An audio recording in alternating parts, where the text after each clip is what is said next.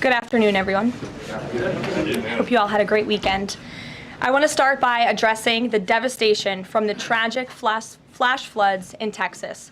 Moments ago, the Department of Homeland Security provided an update that 91 innocent souls have now perished.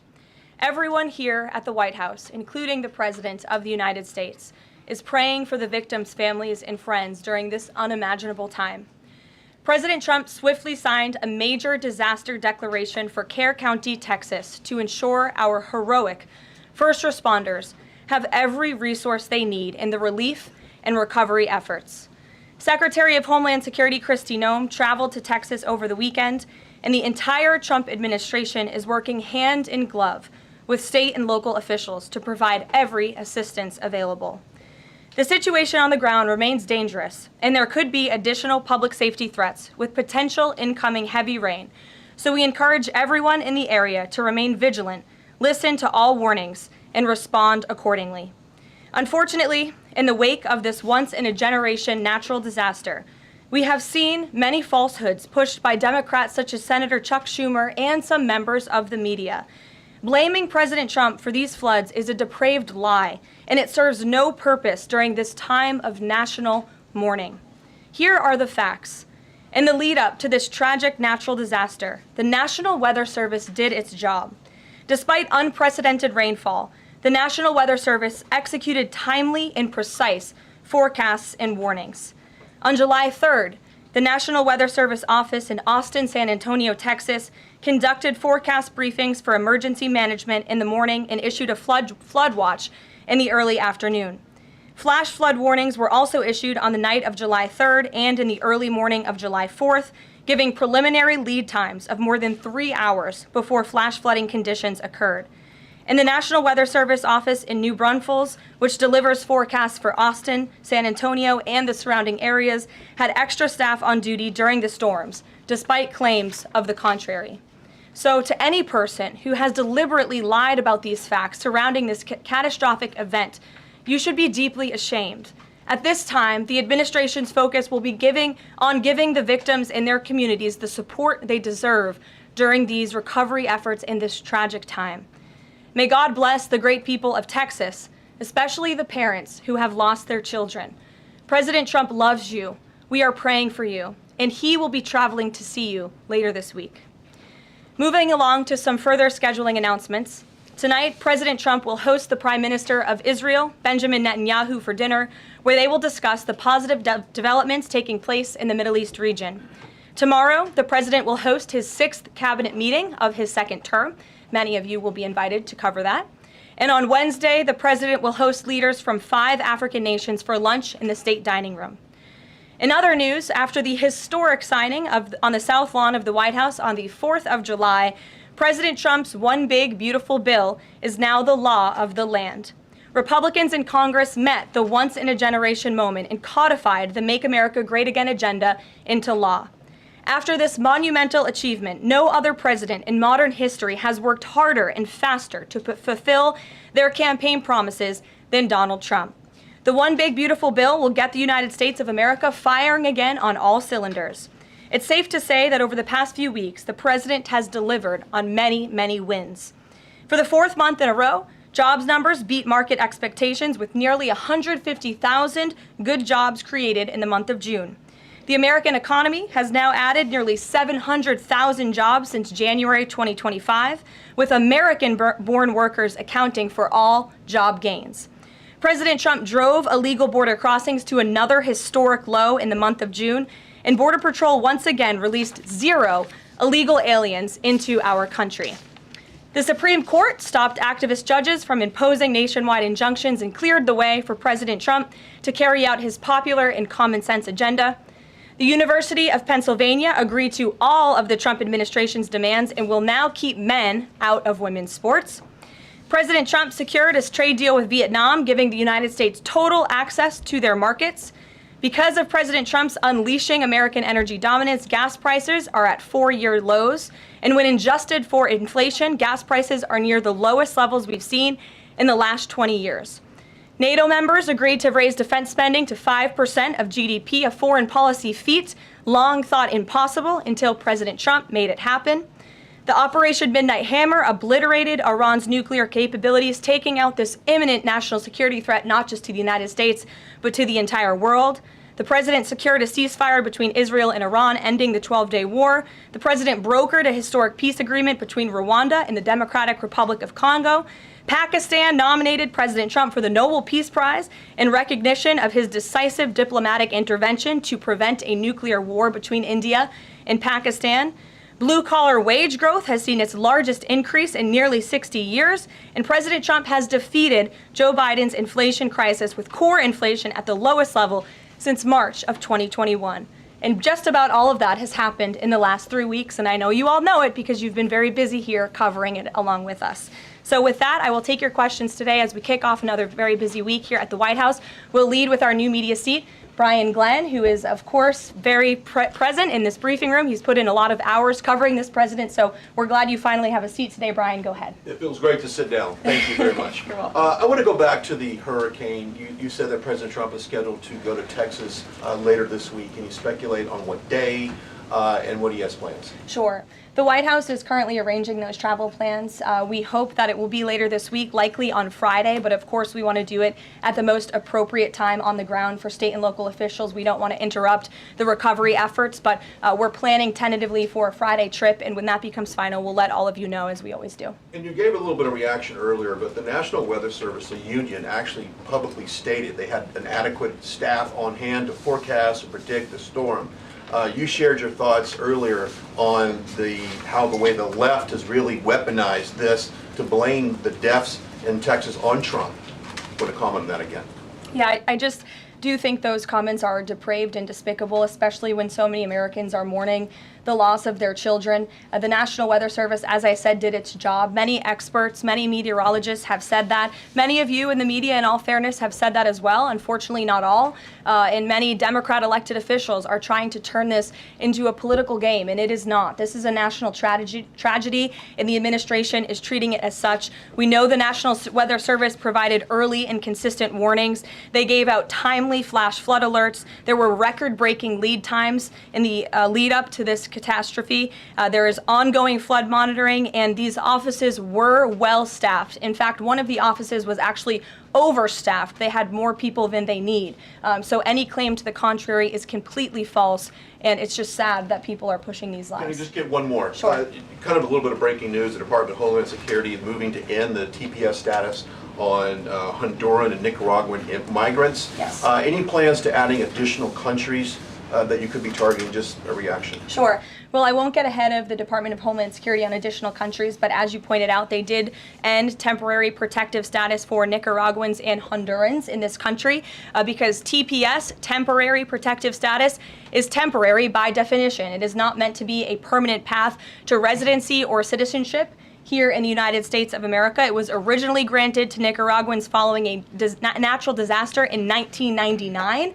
That doesn't sound very temporary to me. And as well as Hondurans in 1999 after the impact of Hurricane Mitch in 1998. And so this administration is doing what it promised to do. And if individuals from these countries want to come here, they have a legal pathway to do it, but temporary protective status was never meant to be permanent. The previous administration abused this status and this parole program, essentially treating it as such, and we're not going to tolerate that any further. Thank you, Brian. Megan.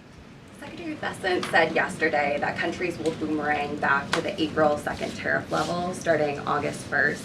Why did the president decide to have those tariffs not take effect Wednesday as originally scheduled? And then I was also wondering if you could share, obviously we saw the letters the president sent out on Japan and South Korea, but if any other major U.S. trading partners are getting letters today. Sure, yes, I can confirm. In fact, I have those letters. If you could get me the folder with the letters in them, Liz, they're right in the previous office. I have the signed letters that went out to both South Korea and Japan today. And there will be approximately 12 other countries that will receive notifications and letters directly from the President of the United States.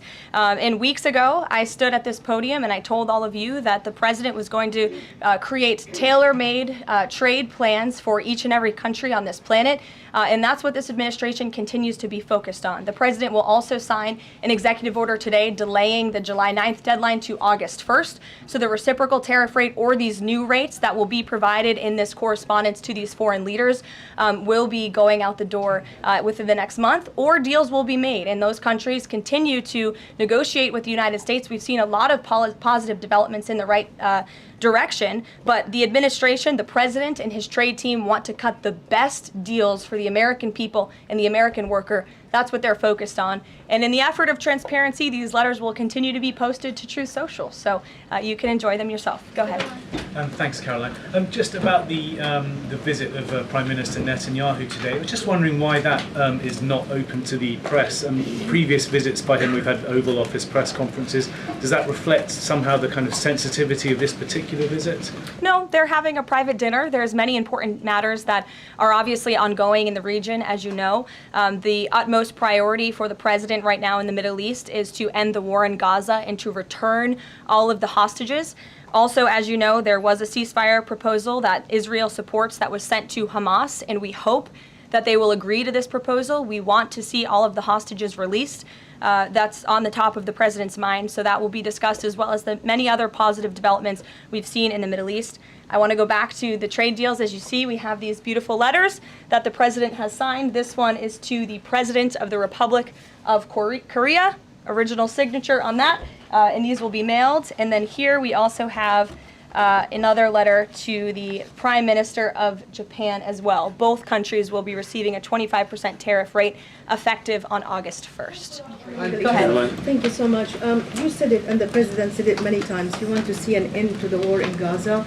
Will he give guarantees during this 60-day period of ceasefire that actually the war will end? Because this is a sticking point with Prime Minister Netanyahu, and I'm wondering if they see eye to eye on this point.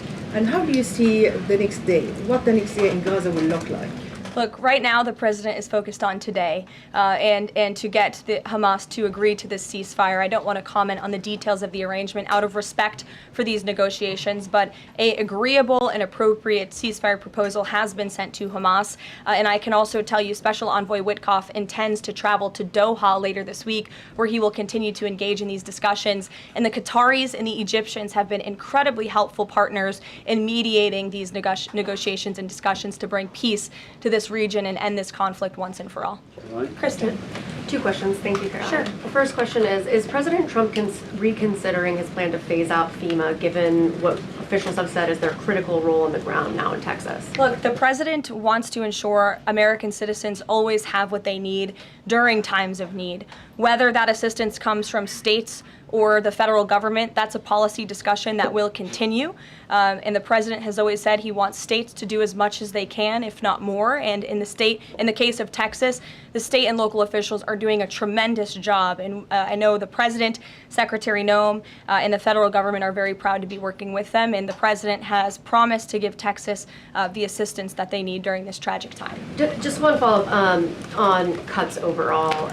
Over the weekend, President Trump said that Elon Musk was a train wreck. Are there, given this current viewpoint, are there concerns within the White House or from the president himself over the cuts that happened under Musk while he was advising DOGE, including the National Weather Service? I think I've already addressed that, Kristen, and what I can tell you is that these offices were fully staffed.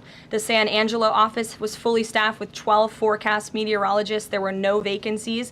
The San Antonio office was operating with 11 forecasters, and as Brian said, the union themselves said that there was adequate staffing. So I think those words speak for themselves, and the numbers speak for themselves. This was a once-in-a-century flash flood, a tragic natural disaster, and the administration is doing all that we can on the ground to help these families during this time of need. Jeff. Thanks very much, Caroline. Just following up on Kristen's question, is it still the president's plan to phase FEMA out by the end of this year? I just answered Kristen's question for you. One more, hold on, one more. Sure, I'll give it to you. Go ahead. The follow-up on trade as well. 12 more letters coming, you said. Can you give us a sense of which countries those are? I'll let the president reveal those in very due time. Keep your eyes on Truth Social. Michael, in the back. Thank you, Caroline. An armed shooter today was shot in McAllen. Texas after opening fire on Border Patrol agents. It comes just days after Democratic Congresswoman Pramila Jayapal recently said she gets, quote, inspired when activists obstruct ICE. Does the White House expect Democrats to tone down their rhetoric in light of what we saw today in McAllen, Texas? We certainly call on Democrats to tone down their rhetoric against ICE and Border Patrol agents who, again, are everyday men and women. I would encourage AOC and other Democrats to actually meet with the United States Border Patrol. These are honorable Americans who are just simply trying to do their job to enforce the law. They go home to their families every night just like we all do, and they deserve respect and dignity for trying to enforce our nation's immigration laws and to remove public safety threats from our communities. The White House is aware of the shooting that took place today in Texas, and we are working with the appropriate federal agencies to get to the bottom of what happened. Karoline, the DOJ and FBI have now concluded there was no Jeffrey Epstein client list. What do you tell MAGA supporters who say they want anyone involved in Jeffrey Epstein's alleged crimes to be held accountable? This administration wants anyone who has ever committed a crime to be held accountable, and I would argue this administration has done more to lock up bad guys than certainly the previous administration. And the Trump administration is committed to truth and to transparency. That's why the Attorney General and the FBI Director pledged at the President's direction to do an exhaustive review of all of the files related to Jeffrey Epstein's crimes and his death. And they put out a memo in conclusion of that review. There was material they did not release because, frankly, it was incredibly graphic and it contained child pornography, which is not something that's appropriate for public consumption. But they committed to an exhaustive investigation. That's what they did, and they provided the results of that. That's transparency. Follow up on that, Sure. Caroline. Okay, so the FBI looks at the circumstances surrounding the death of Jeffrey Epstein. According to the report, this systematic review revealed no incriminating client list. So what happened to the Epstein client list that the Attorney General said she had on her desk? Well, I think if you go back and look at what the Attorney General said in that interview, which was on your network, on Fox News. I've got the quote. Go ahead. John Roberts said, DOJ may be releasing the list of Jeffrey Epstein's clients. Will that really happen? And she said, it's sitting on my desk right now to review. Yes, she was What? saying the entirety of all of the paperwork, all of the paper in relation to Jeffrey Epstein's crimes. That's what the Attorney General was referring to, and I'll let her speak for that. But again, when it comes to the FBI and the Department of Justice, they are more than committed to ensuring that bad people are put behind bars. They have an operation going on right now called Summer Heat, which has our murder rate trending in the lowest direction in United States history. Their emphasis on violent crime and locking up violent criminals has led to the arrest of 14,000 violent criminals. That's a 62% increase from the same time period last year. So this Attorney General and the FBI Director are committed to putting bad people behind bars where they belong. They promised an exhaustive review. That's what they did. For any further details, I would refer you to the Department of Justice. Kate. Thanks, Caroline. With Prime Minister Netanyahu visiting the White House today, yesterday the president said that he was working on a more permanent deal with Iran, but several days ago he didn't think one was necessary. What changed? Well, when you asked me about this, or when you all asked me about this several weeks ago, I said the president thought maybe an Iran deal was not necessary, but of course the president is always interested in peace and diplomacy. That remains true, and the administration continues to be in contact, both directly and indirectly, with the Iranians on a deal. And then on tariffs, you're now delaying the deadline from July 9th to August 1st. Is that an acknowledgement that perhaps the administration found it more difficult to negotiate these trade deals, or whatever happened to 90 deals in 90 days? No, it's an acknowledgement that this administration is doing what's best for the American worker, and we want the best deals possible for our workers, for our manufacturing base, for our middle class, and they are doing this deliberately and appropriately on behalf of our country's interests. Josh. A couple more on the tariffs. You said about 12 more letters. There were about 55 or so countries, including the EU as a bloc, that were facing this tariff increase. All of those, to understand you correctly, are now deferred to August 1st, right? Correct. And on the 12, what happens with the remaining, whatever it would be, 40 something? So just 12 today. There will be additional letters in the coming days. So all of them are going to get a letter at some point? Correct. Okay, and can you tell me why he decided to start with South Korea and Japan? Are they annoying him? It's the president's prerogative, and those are the countries he chose. And on the sectoral tariffs, it's our understanding that these continue to be a separate track. We're still waiting on a bunch of those. That's Can you right. give us any timing update on when he's going to move on, for instance, semiconductor tariffs and other things that are still in the hopper? I don't have a timing update, but for where they are in the process, I would defer you to the Department of Commerce. Should we expect deals finally as well? He announced his Vietnam deal. Are you close on any other countries? The president and the administration, yes, we are close. But again, the president wants to ensure these are the best deals possible. And I would add just one more thing on trade and tariffs to wrap it up. Look at the extensive work this president has put into cutting these good deals and doing what's right for the American worker. He is literally looking at the map and looking at every country on the planet and seeing where they are ripping off the American people, seeing where they have hollowed out our industrial base, seeing where our jobs have gone to other countries overseas because of their tariff policies, and he's trying to correct that. So this is decades of bad trade policy that has led to a deficit that is ravaging our country, that is ravaging our middle class, and the president is taking a very deliberate approach to correcting this wrong of many decades, of many past presidents. And so I think he should be commended for the time and the effort that he is putting into this. And the fact that he has announced a framework with China, a trade deal with the United Kingdom, a trade deal with Vietnam, and many others to come in just a matter of 6 months is truly historic, and it's a testament to this president and his trade team who are working around the clock to get this done. Sure, go ahead. Thank you so much, Caroline. Two questions on Iran. What's the permanent deal with Iran looks like for the president, and what issues related to Iran should it cover? And secondly, has the president seen the interview with Iranian president, which he says that the United States president, Mr. Trump, is capable enough to guide the regions toward the peace and a brighter future, and put Israel in its place, or it gets more into conflict?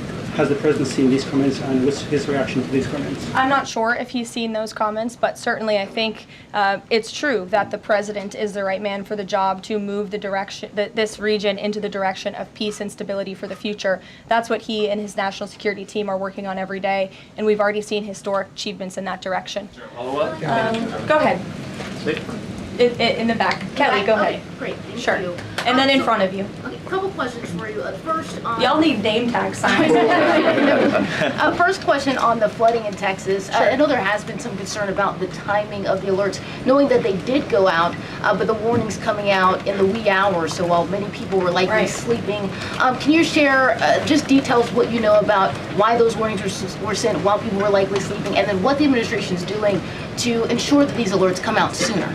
Well, the alerts imminently were sent out before the flood when people were sleeping because the flood hit in the very early hours of the morning. So people were sleeping in the middle of the night when this flood came. That was an act of God. It's not the administration's fault that the flood hit when it did. But there were early and consistent warnings. And again, the National Weather Service did its job.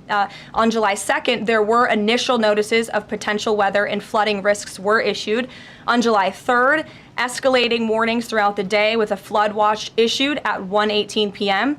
And then later at 6:10 p.m. on July 3rd, the Weather Prediction Center warned of excessive rainfall and a high likelihood of flash flooding. At 6:22 p.m. July 3rd, National Weather Center issued a hydraulic warning highlighting considerable flooding risks, including in Caryville County. And then there were the timely flash flood alerts at 11:41 p.m., 1:14 a.m., and then another flash flood emergency warning issued at 4:03 a.m. just before the flood hit. So those were all of the warnings that went out to the affected area and region. Go ahead. One question on education funding Go for ahead. states Thank you and very local much. I appreciate it, districts. Caroline. Two questions for you related to the Prime Minister's visit today. Number one, there's a report circulating that the Gaza Humanitarian Foundation provided a proposal to the White House to build these so-called humanitarian transit areas inside and outside of Gaza. The GHF is insistent it has nothing to do with that proposal. Can you shed any light on whether the White House has received such a proposal, and if so, from whom? I'm unaware if a proposal from the Gaza Humanitarian Foundation was sent to the White House. I haven't seen it, but I can ask our National Security Council. And also a document circulating that the White House is prepared to lift the Foreign Terrorist Organization designation from HTS, the group of President al-Shara in Syria. Can you confirm that that's taking place? Again, I haven't heard that, or I'm not aware of that action taking place. As you know, we did lift particular sanctions on Syria, but we did leave them on for particular terrorist groups. If that has changed, we will, of course, let you know if there's a change in policy, but I'm unaware of one at this time. Sure, go ahead. Me? Thank you. Ahead of And then you the, can go too, since you're so eager. ahead of the president's meeting with Prime Minister Netanyahu today, is there a scenario where Israel has made it clear that they will not bring an end to this war until Hamas is decimated? And the president just 5 months ago suggested a potential takeover of Gaza. Is there a situation where tonight the two men will change their posture, and in the scenario that Hamas turns over the remaining hostages, that the war could come to a permanent end, and that they will seek that under that scenario that they would essentially try to bring this war to a permanent end beyond just that 60-day ceasefire? Again, you're putting a hypothetical situation in the air, so I don't want to comment on that out of respect for these ongoing negotiations and discussions that are taking place. But as for the takeover of Gaza, I don't believe the president ever said that. I think he discussed a rebuilding of Gaza once this war is over. This has become an uninhabitable place for human beings, and the president has a big heart. He wants this to be a prosperous, safe part of the region where people and families can thrive, and there will be a need for a real rebuilding effort when the time comes. But right now we need to end this war, and we need to bring all of the hostages home.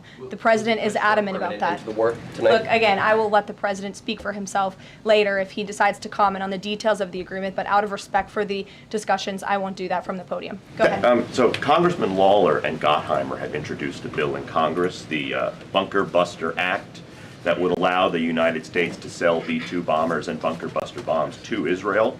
Is that something the president would support?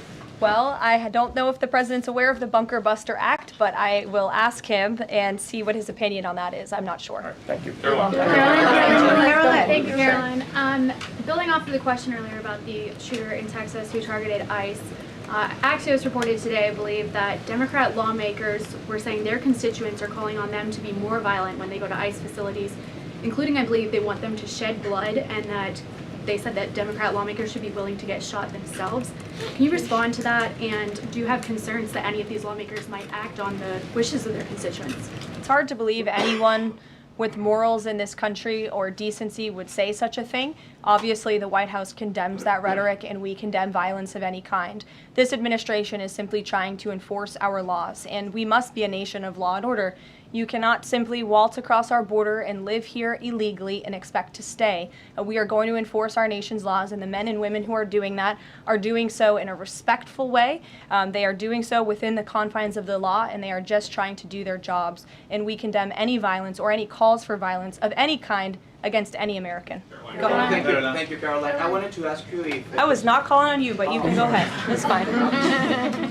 There's a lot of people in here today. President Trump already saw the letter that the Colombian president, Gustavo Petro, sent him, apologizing for his comments a few weeks ago, suggesting that there was an involvement from the U.S. government in an alleged coup d'etat in Colombia. And Secretary Rubio recalled the U.S. Chargé d'Affaires in Colombia. Did President Trump saw that letter, and what do you think about the comments from President Petro suggesting that the U.S. has some kind of involvement in a coup? I'm not sure if the president has seen that letter, but I can check with him in the National Security Council. We will get you a response if you follow up with my team. We will find out for you. Caroline? Sure, go ahead. Thank you, Caroline. Iris, go ahead. Thank you, Caroline. Thank you, Caroline. On two topics. First, I on love how tariffs. excited everyone is on Monday. Yes, Raquel, you can go after. On two topics. First, tariffs. The president announced last night that any countries aligning themselves with the anti-American policies of BRICS That's right. will be charged with an additional 10% tariff. Can you tell us more details on that? What specific policies is the president talking about here? What policies should countries stay away from to avoid being subject to additional tariffs? Sure. Well, the president feels, generally speaking, that BRICS is seeking to undermine the interests of the United States. It's the president's utmost responsibility to put the interests of the United States first. That's how he views his job as president. So he's going to ensure that America is fairly treated on the world stage, and he'll take any action necessary to prevent countries from taking advantage of the United States and our people. Raquel, go ahead. On illegal immigrants, Registrar Tom Homan told us this morning that ICE will have to arrest 7,000 illegal immigrants every day for the remainder of this administration to just catch the ones that were let in during the last administration. I'm wondering what the new resources and manpower, of course, given by the Big Beautiful Bill, which of course opens the door for ICE to hire additional 10,000 agents and officers. What's the administration's expectations now for daily arrest numbers going forward in the upcoming months? Sure. I'll let the Secretary of Homeland Security and her department speak on what they're looking for in terms of daily numbers. What I can tell you is I receive the daily reports each morning, and ICE is out there doing the jobs that they swore an oath to do, and they are removing public safety threats from our communities every day, and our country is becoming a safer place because of their efforts. And the One Big Beautiful Bill that is now law will give significant resources to ICE and Border Patrol to continue the tremendous work that they are already doing. And I think every American who wants to live in a safe neighborhood should be grateful for their efforts. Thank you, Karoline, so much. Raquel, and then I can go to you. So much. And then you, Dr. Harper. Thank you, Caroline. It's a follow-up on the BRICS question. So does President Trump believe that the BRICS are getting stronger or trying to isolate the United States? And how close is he monitoring this summit that is taking place in Brazil right now? He's closely monitoring it, which is why he put out a statement himself. He does not perceive these countries as growing stronger. He just perceives them as trying to undermine the United States' interests, and that's not okay with him, no matter how strong or weak a country may be. Go ahead. Yes, go ahead. Yes. As promised, yes, go ahead. Thank you. Does Trump have a vision for post-war Gaza? You mentioned, he's talking about now the ceasefire, but does he support permanent or temporary Israeli presence in the Gaza Strip? Does he continue to see a continued role for the Gaza Humanitarian Foundation to continue to operate in the Gaza Strip? Well, as you know, because we've talked about it before, the president has directed aid to be moved into the region, and that has been taking place. You've actually seen people in the Gaza Strip yelling out, "Thank you, Trump," for the aid and for the meals that they have received, because the previous administration never did that for some reason. But this president, again, wants to see peace and stability in the region. So as I outlined previously, he views this part of the region as having a real chance at being peaceful and prosperous. But again, we need to end this war. We need to get all the hostages home, and Hamas needs to accept this proposal in order to do that. Dr. Harper, go ahead. I'm Dr. Anthony Harper with the Intermountain Christian News. Thank you for taking my questions. Given the nature of the Palestinian Authority, with their pay to slay, teaching Jew hatred to children, corrupt leaders, and no elections for 19 years, who does President Trump support to govern Area A and Area B to prevent Hamas from ruling? And what is President Trump's position on Israeli sovereignty? Sure. Well, the president believes Israel, of course, has a right to defend itself. As for the first part of your question, you're getting ahead, Dr. Harper. As I told you, the president wants Hamas to accept this proposal right now. He wants to see peace in this region, and he's committed to doing that. Sean. Hey, Caroline, can you just please walk us through the decision to halt the supply of weapons to Ukraine at a time when Russia is really hitting Ukrainian cities and civilians? Was that the president who decided that, or did the Pentagon do it without his approval? No, neither of those things are true. I'm happy to walk you through it. This was a standard review by the Pentagon of all weapons and all aid and all support that the United States is providing all countries and all regions around the world, not just Ukraine. When the Secretary of Defense took office, he directed the Pentagon to conduct this review to ensure that everything that's going out the door aligns with America's interests. So it's a pause to review to ensure that everything the Pentagon is pushing out there is in the best interest of our military and our men and women in uniform. Fran. Two questions on Israel. You suggested that Hamas is the impediment currently to a ceasefire. So if not a ceasefire deal, then what does the president hope to achieve with tonight's dinner with the prime minister? Again, you guys are getting around to a lot of hypotheticals. I don't want to get ahead of the president, but there are many other issues to discuss with Prime Minister Netanyahu tonight related to the region and just the entire world. So this will be a dinner to talk about Operation Midnight Hammer, which was incredibly successful, to talk about peace in Gaza and ending that conflict, as well as many other topics of discussion in relation to Israel and the United States. Sure, go ahead. Thank you, Caroline. Given the fact, this is on the trade letters, given the fact that the president put into effect the tariffs on April 2nd and then put the pause into place, is the president at all concerned that these countries that are receiving the letters won't take them seriously because the deadline seems to have shifted already and may shift again? They will take the letters seriously because they have taken the president seriously. And that's why the president's phone, I can tell you, rings off the hook from world leaders all the time who are begging him to come to a deal. And this administration is working hard to ensure those deals are in the best interest of the American people. And this delay, again, is in the best interest of the American people. And you all will continue to see these letters released on the president's Truth Social, and we will see you all later. Thank you, guys. Thanks, Caroline.